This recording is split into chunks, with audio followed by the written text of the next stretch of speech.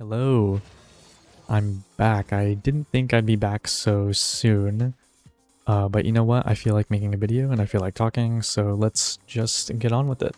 Should you get Skirk and Escoffier? This is going to be a little bit more of like a rambly video. It's also going to be more focused around like free-to-play player perspective because I'm going to be speaking from my experiences with this team.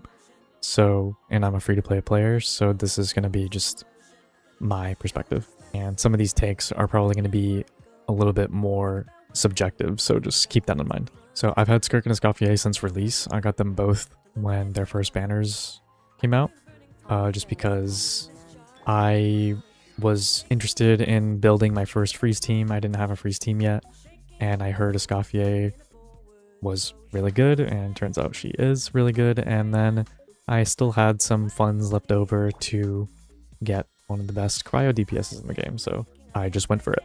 Now let's talk about their relevance. Like, are they still good? And the answer is yes, absolutely. Because even though they've been a little bit overshadowed by some of the not cry DPSs lately, which just goes to show how crazy the power creep is getting lately, Skirk and Escoffier plus Farina, like that 3-person core, is insanely strong still. It's not going to be on the levels of like Nefer premium team or Flynn's premium team, but it's up there. It's not too far behind. One thing that's really nice about Skirk as well is there's a lot of combo optimization to be had, so if you really enjoy that sort of stuff, her damage can be improved quite a bit. That's something that's a little bit harder for me. I can do dash cancels and stuff, but I can't do walk cancels because I play on controller and it's just way too hard. So I'm going to talk about some pros for the team first. So here's some pros. One, it's a freeze team, and freeze teams are very comfortable because freeze is just OP. Against freezable enemies, you basically just stop the enemies from hitting you entirely, which means you don't really have to worry about dodging that much. And even healing, even though Escoffier is a great healer, you don't really have to worry about any of that stuff because it's a freeze team. And so this means this team usually ends up being very easy to execute. You don't have to worry that much about stopping your combo because you're going to get hit by something. Unless obviously you're fighting an unfreezable enemy, and then it's just basically like fighting any other enemy on any other team. Another thing is this team is relatively free-to-play friendly, I would say. It costs 3-5 stars to get, which is, you know, it's a lot, but honestly, it's a lot better than trying to snipe like a C6 4-star like Shavrus or Yansan for some other teams. So just being able to get like a C0 5-star team where you can eventually get all of these characters guaranteed is pretty nice, and it's very, very achievable for a free-to-play player. Another thing that's really nice is you basically only have to farm one domain the whole entire time, because you can run Marechaussee on Skirk, and it's not even that far behind, if at all, her quote-unquote signature set. And you can just run Golden Troop on Escoffier and then Golden Troop on Farina. It's not technically optimal, because I think ideally you'd probably want like Tenacity on Farina, and then I've seen some people run Scroll on Escoffier. I'm not going to go that far, but I think Golden Troop is completely fine. And I don't really know if this is a pro or not, but her 4th slot is very flexible. You can kind of just put any hydro or cryo in here. I prefer to put a hydro in here because that reduces Farina's energy requirements, which is nice and just makes it a lot more comfy to play. And also you get hydro resonance, which increases Farina's health and damage. I would also consider the weapons to be relatively free-to-play friendly. For Farina, you don't have to run Fab Sword. You can run the Pipe Sword, which is also quite good on her. For escoffier, I'm not entirely sure. I've just always had her on Favonius. It just always feels like the best. And for skirk, the two options I have tried on my account have been Lo-Fi and Finale. Obviously, this is the Fontaine craftable, so it's extremely free-to-play friendly. And basically, in every team I've tested, Finale is just better. The only time Lo-Fi was better was when it was the plunge boss in Stygian that gave you 600% attack. And at that point, the extra attack from Finale was useless and the crit damage was better. So that's the only time I ever used Lo-Fi. Other than that, the amount of attack stats you get from the passive is just like absolutely insane. That is extremely relevant to her teams because her teams are always going to lack a Bennett. And I guess this is where I'm gonna talk about the cons.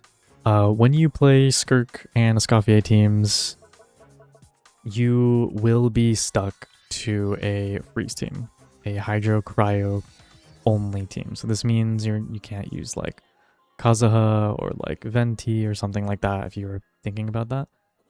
I mean, you could use them, but you would be losing out on a lot of damage because of this passive.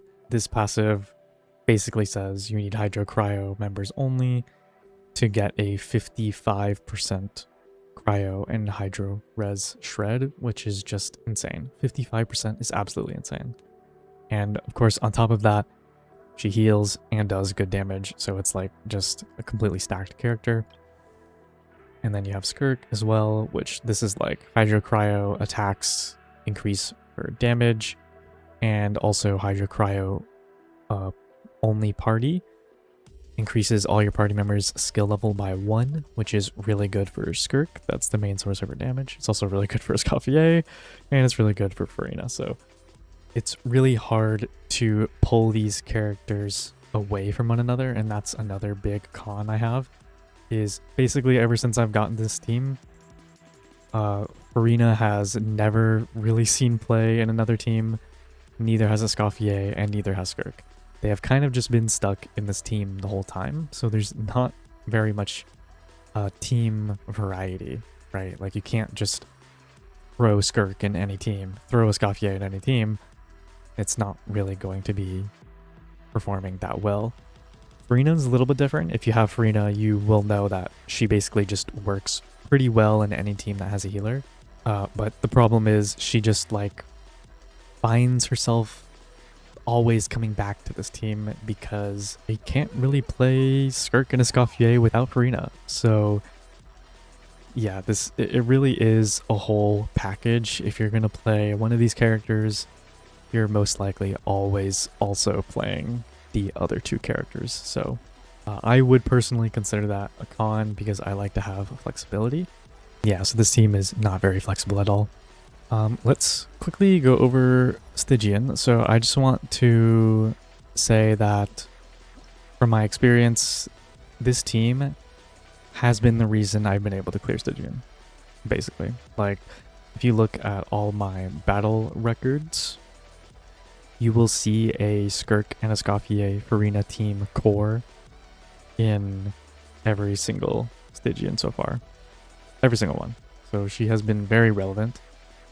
Now, I've only been able to clear Fearless ever since I got my first Lunar team, which was my Nefer team. But even in Fearless, skirk has been insanely relevant. Even on relatively bad matchups like Hera, I've still been able to clear with her. And I'm not even doing fully optimized teams.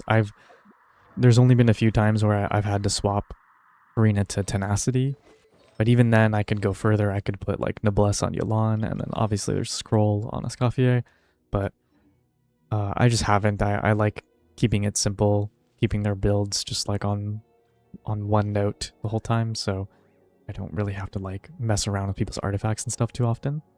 But yeah, I think that's most of the stuff I wanted to discuss. So we went over like some of the cons with the team flexibility and restrictions. Some of the pros, like how it's free Steam and it's very comfy to play, very easy to farm for, relatively free to play, friendly as well. So yeah, coming from a free to play player, in my personal opinion, I think Skirk and Escoffier still incredibly relevant. It's important to look towards the future as well and think about if they're going to be relevant in the future. I honestly think with the way Genshin is heading right now, with this power creep and stuff, it is possible that Skirk might not be relevant in the future. However, we are heading into Snezhnaya very soon, which is the cryo region of the game. And I'm honestly really not sure what type of characters they're going to be putting out at that time, like whether they're going to be insanely strong and even power creeping the Nodcry units that we have right now. However, I would still say Escoffier is a pretty safe bet, just because the amount of stats she provides is just absolutely insane. If they were to power creep Escoffier, that would be genuinely insane. Like, that would have to be an incredibly strong character, probably one of the strongest characters in the game. So if you were to only pull for one and you cared about the future of your account, I would say 1000% just pull Escoffier only and don't pull Skirk. But if you can afford both, I think they are a great investment if you have Farina. Obviously you want Farina, but yeah, I think that's all I really have to say. I'm probably going to make another video relatively soon. I have some ideas. Anyways, I will see you around. Bye bye.